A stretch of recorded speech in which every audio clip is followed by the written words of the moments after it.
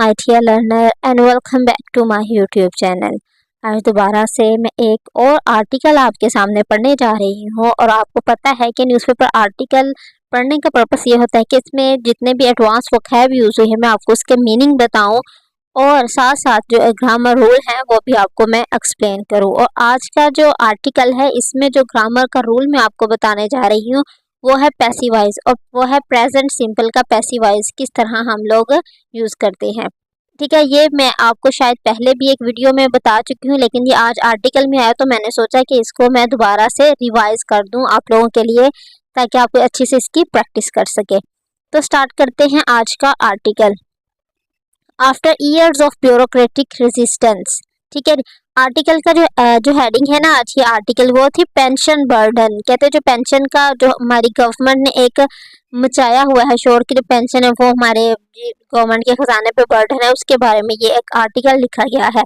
क्या लिखा गया है इस आर्टिकल में, साथ साथ हम लोग पढ़ते हैं।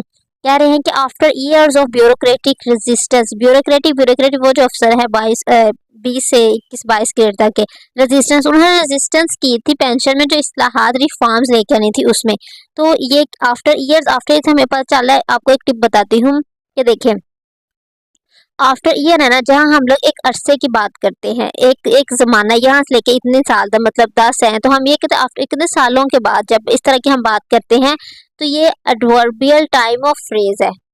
ठीक है, जो एडवर्बियल टाइम ऑफ फ्रेज होते हैं ना, जिसमें हम लोग अभी एक आप बात रखो जिसमें हम एक ऐसा इतना सा 2-3 वर्ड के जिसमें हम लोग ना टाइम पीरियड की बात करते हैं, जैसे कहते हैं एडवर्बियल टाइम ऑफ फ्रेज 10 साल बाद, 2 दिन बाद, 3 दिन बाद, यहाँ की हम बात करते हैं। यहाँ वो कह रहे हैं after years of bureaucratic resistance, मतलब के सालों की ब्यूरोक्रेटिक रेजिस्टेंस के बाद यहाँ कहीं ना कहीं वक्त का तयन है, तो ये होता है adverbial time of phrase. Adverbial time of phrase मैं आपको क्यों बता रही हूँ, एक तो ये आपको बताना है और दूसरा ये बताना है कि इसको किस तरह हम लोग अपने सेंटेंस में यूज कर सकते हैं। कहते हैं एडवर्बियल टाइम ऑफ फ्रेज है, आप उसको सेंटेंस के शुरू में भी यूज कर सकते हैं, आप उसको सेंटेंस में मिड में भी यूज करते हैं, आप उसको लास्ट में भी यूज कर सकते हैं। ठीक है, लेकिन इसके लिए अहम ये है कि इसके बाद हमने कोमा जरूर लगाना होता है।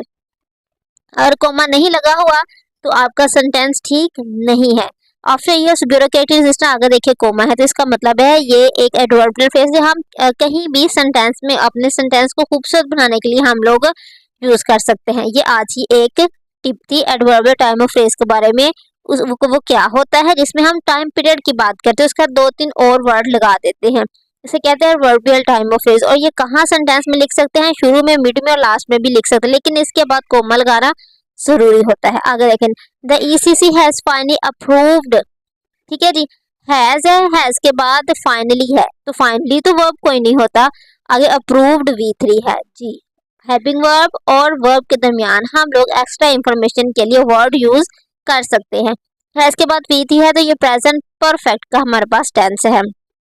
द इसी से सब्जेक्ट है, हैज हेल्पिंग वर्ब, अप्रूव्ड हमारे पास मेन वर्ब। उसके बाद कहते हैं अब क्या अप्रूव किया, change to the federal government pension system to reduce rapidly. कहते हैं कि उन्होंने क्या किया, चेंज कर दिया था फेडरल गवर्नमेंट के जो पेंशन सिस्टम है उसको। कहते आगे टू जो होता है ना वो एक्सप्लेन कर रहा होता है, ये ऑब्जेक्ट होता है ना, जब वर्ब जो ऑब्जेक्ट होता है इसके आगे टू लगा दे, इसका मतलब होता है साथ पर्पस बता रहा होता है। और टू के बाद हमेशा वर्ब की फर्स्ट फॉर्म आती है, ये आप रट्टा लगा ले। टू हमें क्या बता रहे हैं, जो प्रपोजिशन होती है ना, टू हमें पर्पस बता रहा होता है। अब वो कह रहे हैं यहाँ तक तो बात समझ आ गया, approve change to federal government pension, कहते हैं कि उन्होंने अप्रूव्ड कर लिया है चेंज करना फेडरल गवर्नमेंट पेंशन सिस्टम में। आगे साथ ही कह रहा है पर्पस बता रहा है वो खुद ही बता रहा है कि क्यों भाई, to reduce the rapidly growing burden of the pension cost on the budget. कहते हैं कम करने के लिए, पर्पस बता रहा है, कहते हैं क्यों कम कर रहे हैं, उसने जवाब हमें खुद ही दे दिया है, to reduce the rapidly growing, जो तेजी से जो बढ़ रहा है burden of the pension cost, उसके अखराजात का ऑन द बजट पे, तो इसलिए वो क्या कर रहे हैं, उसके पेंशन सिस्टम को चेंज कर रहे हैं। समझ आएगा किस तरह ये एक कम्प्लेक्स सेंटेंस है। उसने उसमें सब्जेक्ट बताया, हेल्पिंग वर्ब बताया, उसने ऑब्जेक्ट बताया, उसने साथ हमें रीजन भी साथ टू लगा के हमें उसने रीजन बता दी है कि आपने आपको जा रहा I am going to school, मैं स्कूल जा रही हूँ, आगे क्या है टू स्टडी, पढ़ने के लिए। ठीक है, I am going to market to purchase something, साथ ही मैं अपना वो रीजन बता रही हूँ, टू लगा के हम लोग रीजन बताते हैं। द रिफॉर्म, जो रिफॉर्म है अल्टर, उसने चेंज कर दिया है। अल्टर मतलब है चेंज करना। The formula, formula to calculate gross pension, कहते हैं जो फार्मूला है ना, जो इस्लाहात है उसमें क्या किया उन्होंने, फार्मूला को चेंज कर दिया टू कैलकुलेट ग्रोस पेंशन। कहती है ग्रोस पेंशन जो हम कैलकुलेट करते हैं ना, मजमूई पेंशन, वो उसने फार्मूला चेंज कर दिया, उसमें कुछ इस्लाहात ले आए हैं। पेनलाइज, पेनलाइज का मतलब होता है सजा देना किसी को, ठीक है, मतलब जुर्माना करना किसी को, सजा देना किसी को। पेनलाइज कहते हैं किसी को हम लोग ना फोर्सफुली किसी को हम रिटायर कर देते हैं, कहते हैं वो वाली रिटायरमेंट, या वॉलंटरी रिटायरमेंट, कहते हैं कि जो ना वॉलंटरी रिटायरमेंट लेते हैं कि हम काम नहीं कर सकते थे ऐसे ले ले, वो रिटायरमेंट। एक तो ना एक फार्मूला चेंज कर दे ग्रोस पेंशन, दूसरा पेनलाइज जिसको सजा के तौर पर दो रिटायर करते हैं वॉलंटरी रिटायरमेंट, इन लोगों के लिए change the method for the further pension increase, कहते हैं कि जो फर्दर पेंशन में इंक्रीज होती है हर साल, कहते हैं उन्होंने क्या कर दिया है, उसके मेथड को भी चेंज कर दिया है। Adjust family pension entitlement, entitlement का मतलब होता है कि खानदान में किसी एक शख्स के हवाले पेंशन करना, मतलब कोई ऐसा होता है ना कि माँ बाप की डेथ के बाद उनकी पेंशन है तो किसी को देते हैं कि 18 साल से कोई छोटा बच्चा उसको दे देंगे, या कोई बेवा घर बैठे तो कहते इंटाइटलमेंट, ऐसे शख्स को कहते हैं। एडजस्ट फाइनली पेंशन इंटाइटलमेंट, उसमें उन्होंने कोई कर दी चेंजिंग। एलिमिनेट मल्टीपल पेंशन, कहते हैं जो मल्टीपल पेंशन उसको ना खत्म ही कर दिया कि अगर दो मियाँ बीवी काम कर रहे हैं तो एक को पेंशन मिलेगी। एस्टैब्लिश अ पेंशन फंड, कहते हैं एस्टैब्लिश फंड कैम कर दिया। And initiate other major to introduce saving into the federal pension system, उन्होंने मुख्तलिफ जो मेथड जो हैं उन्होंने इंट्रोड्यूस कर दिए हैं ताकि फेडरल पेंशन सिस्टम में क्या हो सके, वो सेविंग कर सके। आगे मैं आपको बताया था, मैंने कहा बीइंग, वो बताना था आपको, बीइंग इज के बाद बीइंग जब आता है तो ये पैसिव के सेंटेंस होते हैं, ये मैंने आपको बताना है, ये सेंटेंस में आपको मैं बताने लगूँ।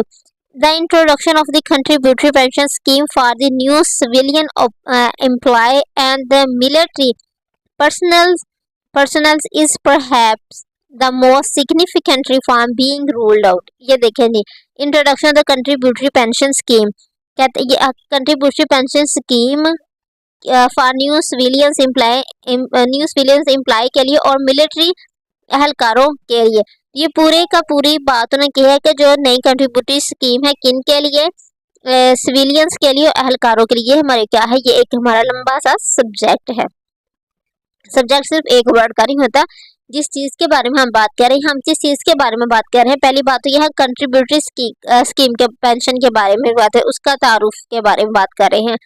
साथ ही हम बता रहे हैं कि ये स्कीम किन के लिए है, ये सिविलियंस के लिए है और मिलिट्री पर्सन्स के लिए है, एहलकारों के लिए है। बात समझ आई किस तरह ये एक बड़ा सा सब्जेक्ट बन गया है। इज क्या है, हेल्पिंग, इस पर शायद द मोस्ट सिग्निफिकेंट अहम रिफॉर्म बीइंग रूल्ड आउट, कहते हैं जो मुतारफ करवाई जा रही है। अब इसमें देखें, अगर आप एक ये सेंटेंस पढ़ेंगे तो आपको बहुत डिफिकल्ट लगेगा, भाई इसमें क्या कह दिया है, इतना बड़ा सब्जेक्ट तो समझ आ गया हम लोगों को। इज यहाँ लिखा हुआ है, उसके बाद बीइंग यहाँ लिखा और यहाँ ये आउट वहाँ लिखा हुआ है, इसका जो वो है आगे ऑब्जेक्ट है। तो ये देखिए, ये ऐसा होता है कि हेल्पिंग वर्ब और जो हमारे पास मेन वर्ब है उसके दरमियान दो तीन वर्ड एज कर सकते हैं। Is being ruled out, is being के कहते हैं military personnel contributory pension is being ruled out, ये हो गया हमारा जो असल वाला हमारा काम है कि इज है, बीइंग की जा रही, रूल्ड आउट मतलब मुतारफ करवाई जा रही है, बाहर निकाली जा रही, इस तरह आप कहेंगे। लेकिन इसके बारे में साथ ही उसने इसकी जो है ना इसकी तारीफ कर दिया, परहैप्स द मोस्ट सिग्निफिकेंट हम साहब भी कहता है, अगर हम लिखते ना यहाँ लिखते, ये यहाँ ना लिखते तो आगे हमने यहाँ लिखना होता। मैं आपको बताती हूँ कि इसे किस तरह हम सिंपल कर सकते थे। आपको ये भी बता दें इस बीइंग रूल्ड आउट का क्या मतलब, लेकिन पहले आपको ये समझा दूं कि अगर ये यहाँ ना लिखते हैं तो ये डायरेक्ट इसके साथ है, ये बात समझ आ गया। अगर इसके बारे में हमें ये कोमे के बाद बताना, लैदा सेंटेंस में बताना होता, फिर हम फिर से लिखते contributory pension is perhaps the most significant reform, तो हमें इस तरह लिखना पड़ता है। लेकिन अगर इज ये लगा के perhaps the most significant reform यहाँ ही उसने लिख दिया है तो उसे को खूबसूरत बना रहा है, उससे दोबारा से सब्जेक्ट भी लिखने की जरूरत नहीं पड़ी, तो हमें पता चल रहा है कि ये सिग्निफिकेंट रिफॉर्म है। बीइंग रूल्ड आउट जो मुतारफ करवाई जा रही है, देखिए इज है, उसके बाद बीइंग है और आगे V3 है। इसका क्या मतलब है, ये पैसिव, ये प्रेजेंट सिंपल का प्रेजेंट कंटिन्यूस का ये पैसिवाइज है, जिसका मतलब होता है कोई काम किया जा रहा है और कौन कर रहा है हमें ये नहीं पता। तो यहाँ भी वो कह रहे हैं कि ये जो कंट्रीब्यूटिव मेंशन है, जो सबसे मतलब बहुत अच्छी जो एक रिफॉर्म्स है, इसे क्या कहे, से मुतारिफ करवाया जा रहा है, कौन करवा रहा है हमें नहीं पता। इसकी कुछ एग्जाम्पल मैंने पहले भी आपको बताया कि she is singing a song, ये एक्टिव है, इसमें हम बता रहे हैं वो लड़की वो जो है ना वो सॉन्ग वो गाना गा रही है। लेकिन जो आजकल एडवांस में जो पैसिव यूज होते हैं उसमें हम लोग, आपको पता है पैसिव में आपने शायद पढ़ा हो कि बाय जरूर हम यूज करते हैं, लेकिन एडवांस में अब हम बाय का वर्ड यूज नहीं करते, उसे हिडन ही अगर बहुत मजबूरी हो तो फिर यूज करते हैं।